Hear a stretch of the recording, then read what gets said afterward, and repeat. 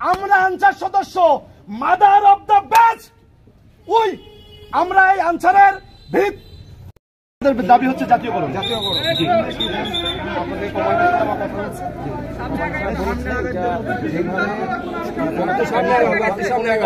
যত দ্রুত ত্বরান্বিত করা যায় সেভাবে করা হবে। আপনারা আন্দোলন করতেছেন, এটা আছে আপনাদের, কিন্তু আপনারা হচ্ছে কেউ অরাজকতা করবেন না, কোনো সহিংসতা সবাইকে আমাদের পক্ষ থেকে।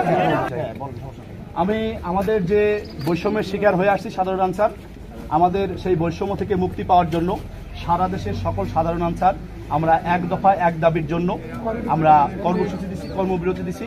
আমরা আমাদের জেলা অফিসে আসছি, এটা আমাদের অফিস, এটা আমাদের ঘামে ভেজা অফিস, এটা আমাদের রক্তে ভেজা অফিস। এই অফিসে পাতাও আমরা ছিড়ব না, কিন্তু আমাদের অধিকার সরকারের কাছ থেকে আদায় করার জন্য আমরা এই অফিসের সামনে শান্তিপূর্ণ সমাবেশ করব। বাধা বরদাস্ত করব না।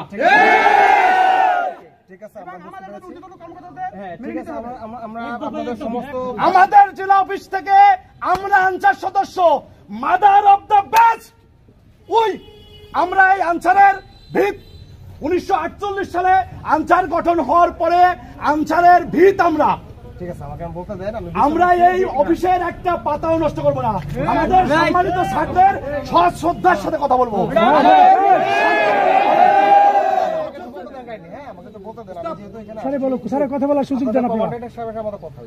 এখন দাবি দেওয়া যেগুলো আছে বা আপনার যেটা ডিমান্ড বা আপনার অধিকার যেটা আপনি চাচ্ছেন সেটা অবশ্যই সেটা আপনাদের ঊর্ধ্বতন কর্মকর্তা বা কর্তৃপক্ষ জানা হয়েছে। সেটা হ্যাঁ আপনারা হলো চিঠিপত্রের মাধ্যমে, আমরা পত্রের মাধ্যমে আবার শেষ করে অভিযোগপত্রগুলো দেন। দেওয়ার পরে যে কোনো জিনিসের জন্য একটা ভালো, যদি ভালো বা মন্দ যেটাই হোক, এটার জন্য একটু ধৈর্য ধরতে হবে।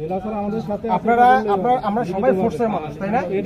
আমরা কিন্তু আমরা যেভাবে দেশটাকে মানে ভালোবাসি, আমার মনে হয় এইভাবে সবাই যদি ভালোবাসে তাহলে আমরা বাংলাদেশকে আগায় নিয়ে যেতে পারবো। সেক্ষেত্রে আমাদের কি কোনো সুযোগ আছে যে আমরা কোনো রকম ভাঙচুর বা